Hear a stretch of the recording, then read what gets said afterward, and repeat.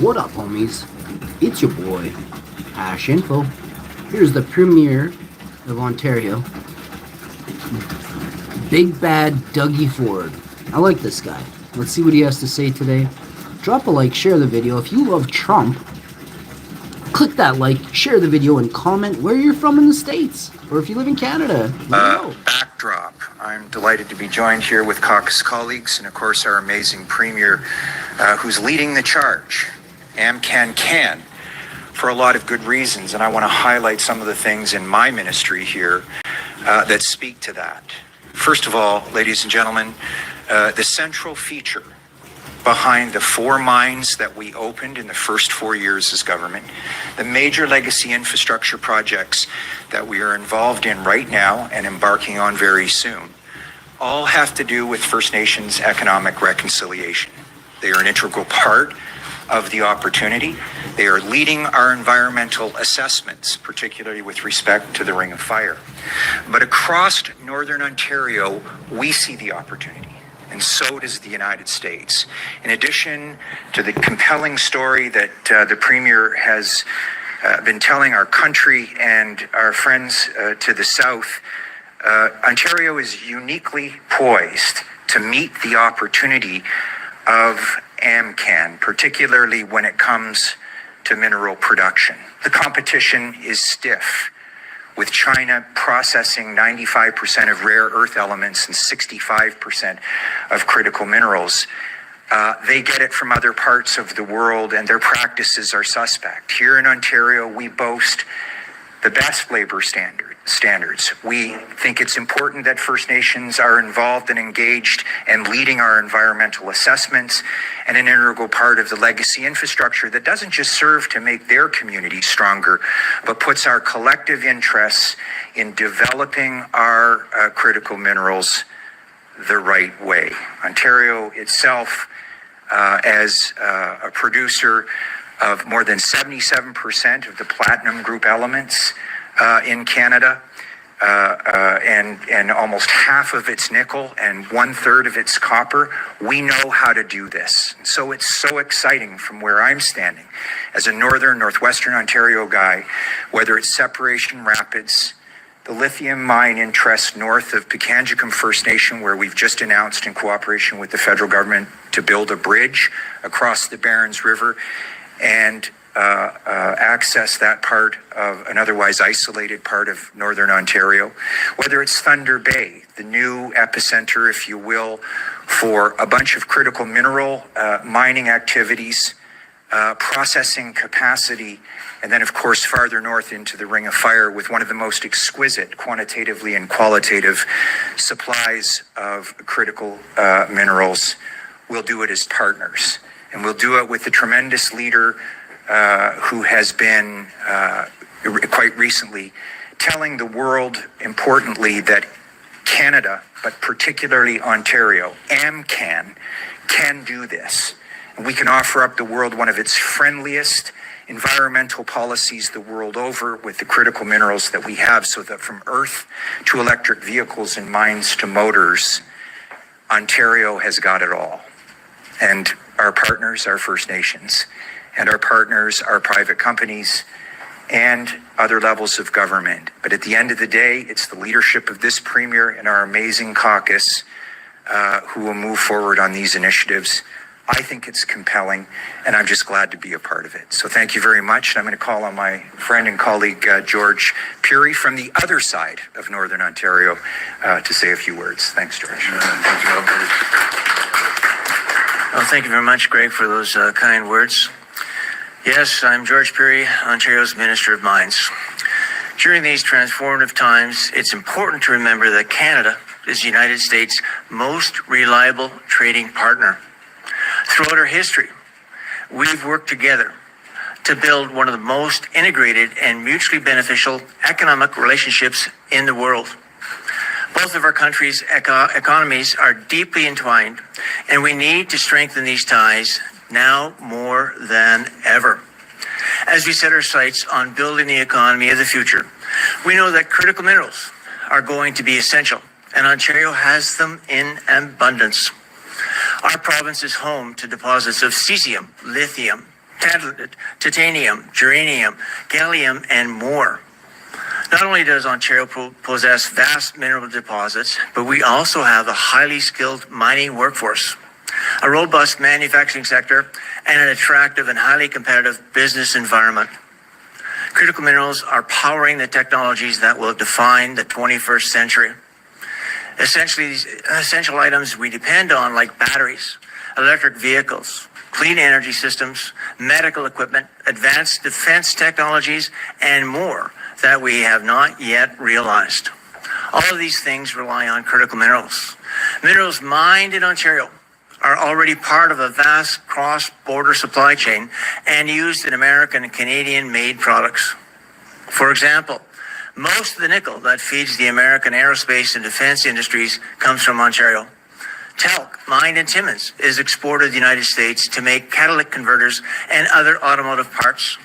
Ontario's critical mineral strategy, we've attracted over $45 billion in investments in electric vehicles and battery manufacturing since 2020.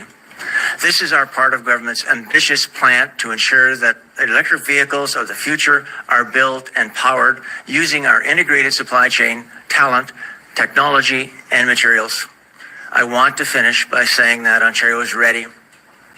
Ready to mine, ready to manufacture, ready to trade, and ready to power the economies of the future. In partnership with our American allies, we can ensure that Ontario's resources drive prosperity and security for the U.S. and Canada for generations to come.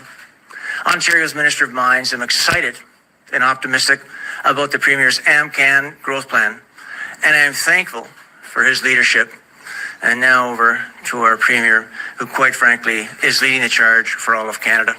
Thank you. Well, good afternoon, everyone. Boy, I love the backdrop.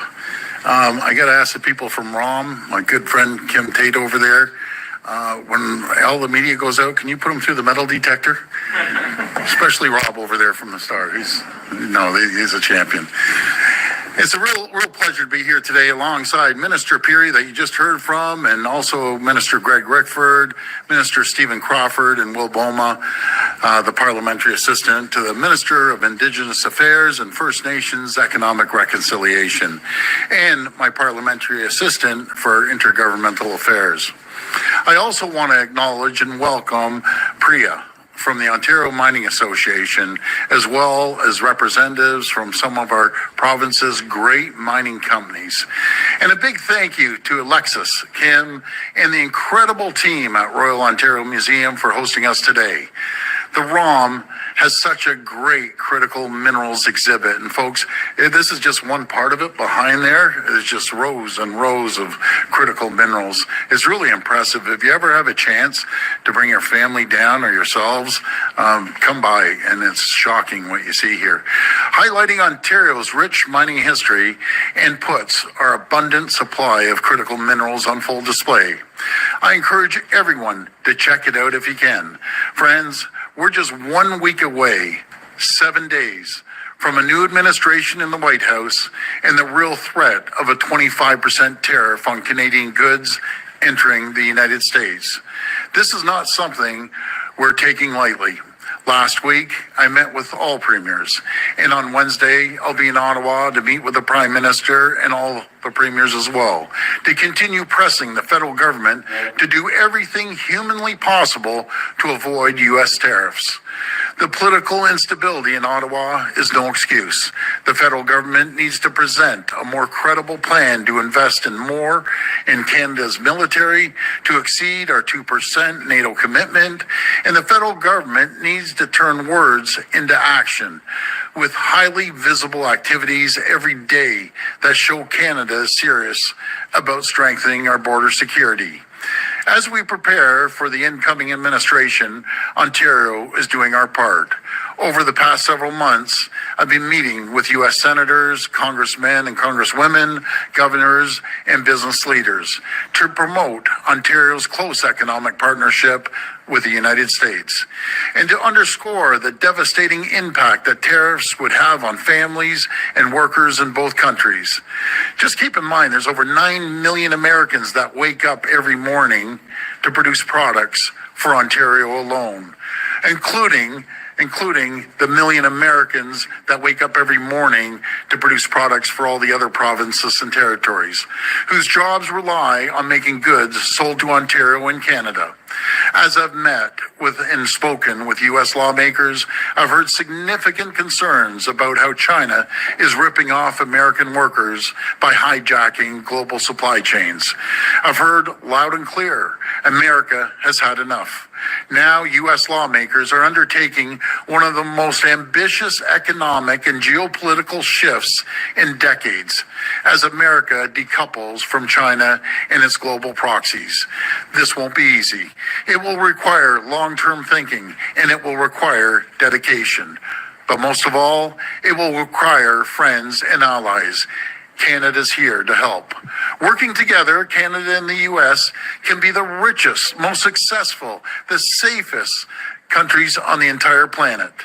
Working together, we can usher in a new American-Canadian century, a time of unprecedented growth, job creation, security, and prosperity. We do so by building Fortress AMCAN. Fortress AMCAN is a renewed alliance between America and Canada. It's a beacon of stability, security, and long-term economic growth on both sides of the border. A true partnership where Canada and the U.S. align on shared priorities, achieving free, fair, and balanced trade, growing our economies, and protecting our borders and our communities. Last week at our Darlington nuclear facility, I talked about how Fortress AMCAN can achieve energy security to power economic growth on both sides of the border. Like energy and electricity, Ontario and Canada's abundant supply of critical minerals, essential for the advanced military technologies that will define geopolitical and economic security for the next century, are a key strategic advantage. As a key example, take our supply of nickel. Canada is by far America's #1 supplier of nickel. 46% of the nickel the U.S. uses comes from Canada. Norway is a distant second at 9%. Canada's nickel is some of the highest quality in the entire world, suitable for the most advanced military technologies. America needs it, Canada has it.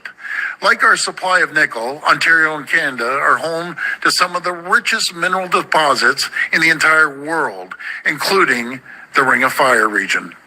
At a time when China is winning the race to dominate these resources, while also restricting the sale and shipment of critical minerals to the U.S., Canada and Ontario need to urgently get our critical minerals out of the ground, processed and shipped to the factory floors that are building for the future. Here in Ontario, work is already underway to position our province as a global leader in critical minerals. We're working with First Nation communities, investing in skills training programs for the mining industry, speeding up the process to open a mine in Ontario, investing millions of dollars to support mineral exploration and development, and making progress building the all-season roads to the Ring of Fire. But we have more work to do. To build Fortress AMCAN, proposing bold new measures to help extract, process, and deliver the critical minerals that will meet the demands of our AMCAN economies. Ontario plans to start a new AMCAN Critical Mineral Security Alliance to invest in and build out American and Canadian critical mineral supply chains, including by significantly expanding AMCAN processing capacity. As part of this new alliance, we need to speed up regulatory approval timelines for current and planned critical mineral projects, with priority given to the projects that displace and replace Chinese supply, including by enshrining a one project, one process permitting approach to to all resource development in Canada, with the service standards and timelines guaranteeing for regulatory approvals while promoting First Nation equity and economic participation and respecting and meeting our duty to consult obligations. I'm also urging the federal government to work with Ontario and other willing provinces and territories to designate areas where multiple critical minerals are present or likely to be present, including the Ring of Fire region, as regions of strategic importance to the national security of Canada and the U.S. These regions should be supported with a special approvals process that significantly reduces timelines to get minerals out of the ground. I'm also calling on the federal government to ensure that federal foreign investment reviews capture emerging strategic sectors and supply chains like critical minerals and energy, with the stated objective of protecting these sectors for Fortress AMCAN. At the same time, Canada and Ontario should continue to work with the U.S. Department of Defense to prioritize shared AMCAN national security objectives as we invest in critical mineral supply chains. Lastly, I'm urging the federal government, U.S. lawmakers, and industry experts to join us in a new cross-border working group to identify AMCAN policy solutions that promote the long-term sustainability of critical mineral development projects, including by cracking down short selling on foreign investment tactics that undermine the viability of American and Canadian junior mining companies. U.S. lawmakers are already looking at options. We should urgently join them in this work.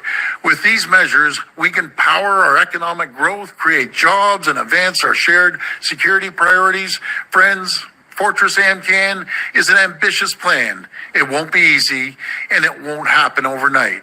But we owe it to our workers in Ontario, across Canada, and the U.S. to act now. Many of these initiatives will require the federal government to step up to ensure that energy, trade, and security policies serve the best interest of Canadians and Americans alike. Together, let's stop wasting time talking about a merger that is never going to happen, and instead focus on our efforts on restoring the pride of Made in Canada and Made in the USA. Let's be unapologetic as we stand up for Canadian and American workers against the world. Together, let's usher in the new American and Canadian century. Let's build Fortress AMCAN.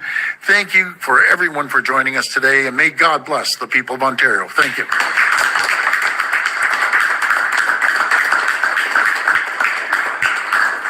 We will now open the floor for questions from the media. Please come to the mic and state your name and outlet. Just a reminder, it's one question and one follow-up. First question. Thank you. Try and make an adjustment here with the microphone. Thank you, Grace. Premier Mark McAllister from City News. As you know, Alberta Premier Danielle Smith made a trip to Florida over the course of the weekend. She had a chance to speak with President-elect Trump, yes, mainly about Alberta's energy exports. Mm-hmm. She seems to have taken the lead in representing Canada at the same time. How does that impact your efforts? Oh, not at all. You know, it just goes to show you all the premiers are working hard. They're all reaching out to their counterparts down there. And I'm glad that Premier Smith went down there and had a couple-minute chat with them. That was important as well. But, you know, this just goes to show us, you know, we have the tools in our toolbox, no matter, and I'm speaking for Ontario, not for the rest of the country, when it comes to energy reliance, no matter if it's electricity or critical minerals that we have here. And that's a tool that we want to send more energy, more critical minerals, more silver down to the U.S. to support our greatest ally and friend. Premier Smith said this morning, based on that conversation, that she more or less expects that these tariffs are actually going to come into place. Does that mean your plans with Fortress AMCAN are going to end up failing? Not at all. That's a proposal that Ontario's come up with, and I think it's an incredible proposal. I've bounced it off many elected officials down in the U.S. They're quite excited about it.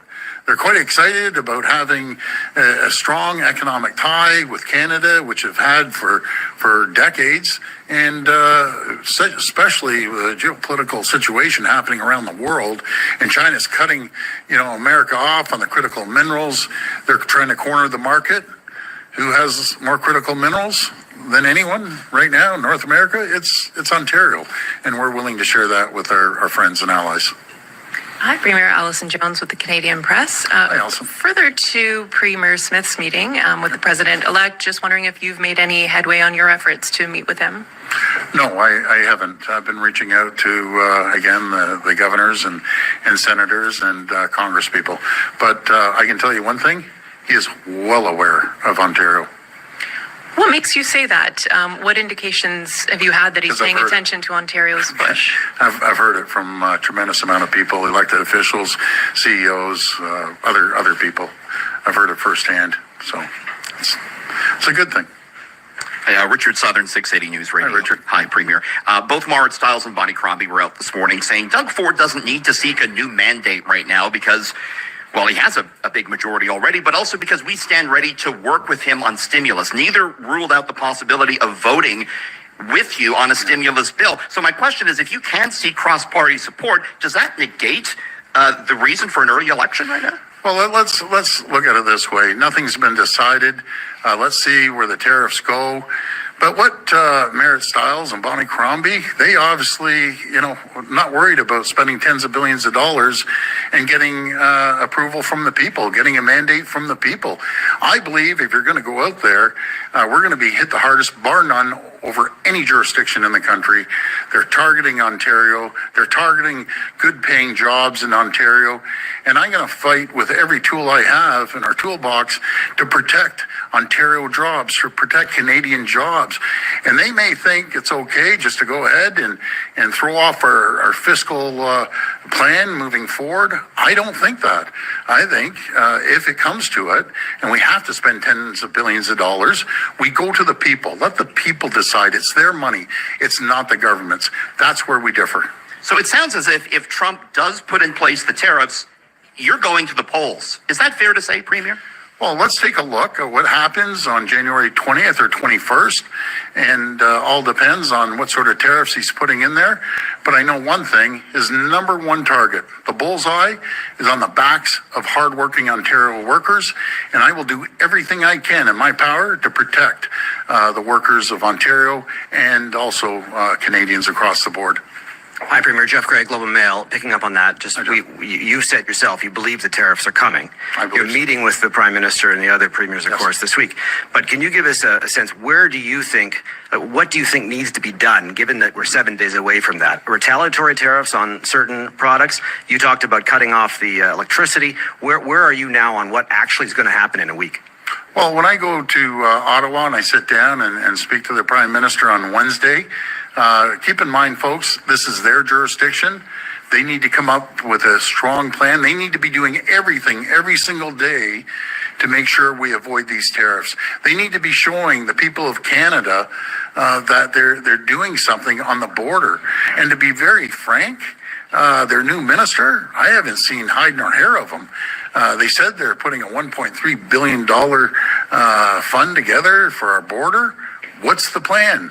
What's the plan for the tariffs when they come?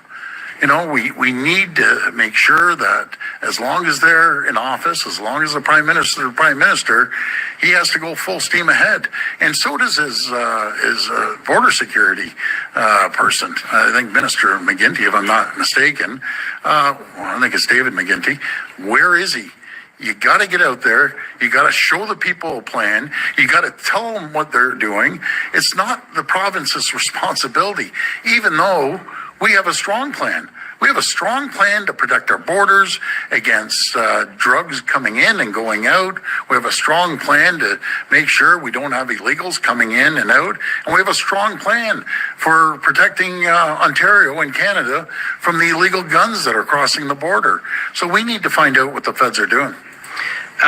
So following up on that then, cutting off electricity, cutting off oil, Premier Smith does not like these ideas. You've expressed support for the first one in the past. Are you ruling that out now, that we're not going to shut off the lights? For Well, let me be very clear. I'm speaking for Ontario. I'm not speaking for Alberta. I'm not speaking for Premier Smith.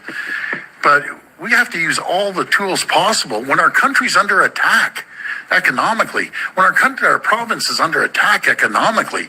You just don't roll over. You know, maybe I come from a different school. I believe in negotiating through strength, not weakness. And when you look at the things that the U.S. needs, the U.S. needs aluminum from Quebec, or devastates their manufacturing. They're in desperate need of our high-grade nickel from Ontario. They need the energy from Ontario, the electricity, and they need the potash from Saskatchewan that gets shipped down to all the farmers in the U.S. They need the uranium that comes from Saskatchewan that gets processed here in Port Hope. That's what they need. And all I believe in is the AMCAN fortresses. Let's ship them more. Let's give them more of our silver, more of our energy. That's what I believe. Hey, Premier. Hi, Barbara with Politics. I'm just curious about, so you say not all the premiers are on the same page about retaliatory tariffs, and you're having this meeting this Wednesday to talk about that a little bit more. Are you confident on their level of preparedness to deal with the tariffs, the threat of the tariffs so far, if you guys are still not on the same page? Well, good question. Let's see if the feds have a strong plan. I know we have a list that we're going to be running through with the federal government to add to their list, but let's see what they have to say.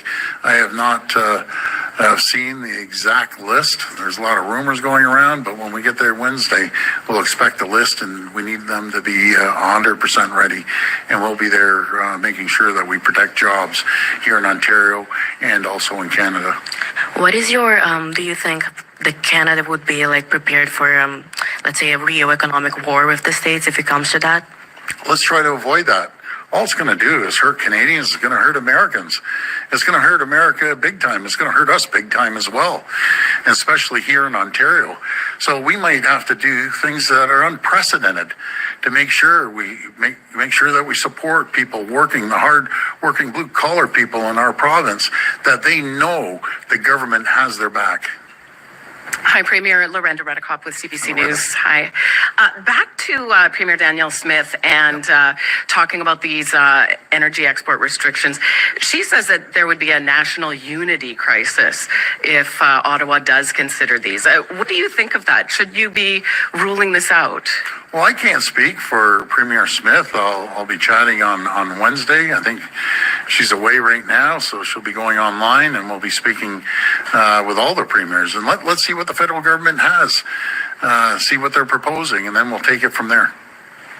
On the critical minerals, isn't this something that's still years away? No, and I'm going to pass it over to Minister Peary, and he can pass it over to Minister Rickford, but I don't believe so. We have to speed things up, and even if it's a year or 2 or 3 years down the road, that's something that we need. You know, it's unlike, and they know it better than I do, but it's unlike anywhere in the world that you take 10, 15 years to get a permit. Well, guess what? There's other countries that are saying, hey, we'll get it immediately. So where are the investors? Where are the mining experts going? They're going to a place that they can get the minerals out of the ground and get it into the market. But go ahead, George. Over to Greg. No, quite frankly, Ontario has everything that the U.S. wants. When we talk about the nickel from Sudbury, we know exactly what happens with that, where it's needed. The aerospace industry and the national defense industry. You're quite right. China controls right now 80% of the rare earths and critical minerals, and what are we doing? We're catching up. That's why we passed the Building More Mines Act. Almost immediately when I became in power, we've passed the regulations to streamline the permitting. That's why we're setting on this right now. That's our goal. We just discovered cesium 20 miles west of Lake Abitibi, right in infrastructure, looking for lithium, and found cesium. Cesium isn't produced anywhere globally, and it's only held by the Chinese. We have it right here, 20 miles west of Lake Abitibi. We don't need the nickel from Indonesia. We've got the nickel, all the nickel in the world right here in Northern Ontario, in the Timmins area, in the Ring of Fire. We have the titanium as well in the Ring of Fire. Absolutely essential for national security. You've heard what the Premier said about speeding the process up. And that's what this plan is all about. Speeding it up so that these minerals get out of the ground quicker. So we feed the supply chains that, in fact, in critical minerals and rare earths, that, in fact, the U.S. wants. We have them. We have the fuel of the future tomorrow, right here, today, in Northern Ontario. Mr. Rickford? Well, it's hard to beat that. I just can tell you that at a macro level, look, the United States Under Secretary of Commerce had approached us a couple of years ago with a serious interest about what kinds of things we could do as a province with the United States to develop critical minerals. President Biden spoke about the critical minerals that we have. Well, I can tell you what we means, okay? We means Ontario principally. There are other critical mineral deposits across the country, but it's been Ontario over the last 6 years, really, but particularly in the first 4, that moved mining operations to extraction when they had been stuck in regulatory matters, bad partnerships with First Nations communities, no plan for economic infrastructure that would strengthen those communities, not just in terms of the ability for young people to get out of meaningful employment, but to build out infrastructure in those communities. And now, companies that are extracting critical minerals in Ontario currently are saying, let's process these here. Let's be part of this supply chain and make sense of it for what the Premier has described as Fortress AmCan. So AmCan can, because Ontario is in a better position than they have ever been. In the next couple of weeks, you'll hear even more about how we plan to build out legacy infrastructure to support our isolated and remote First Nations communities and municipalities and bring critical minerals to a market that we hope is squarely here in North America and sends a message to our competition that AmCan can. Thank you. I'm fortunate to have many great ministers, but very knowledgeable in the mining sector. Greg, you've been doing it for years, and along with Minister Peary, he is the brightest guy when it comes to mining in the entire country. Not just Ontario, the entire country. He spent his whole life in mining.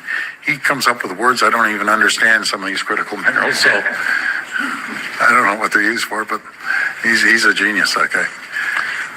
Premier Derek DeCluet from Bloomberg News. Is it a problem for the negotiating position of Canada that Danielle Smith is taking retaliation options off the table publicly?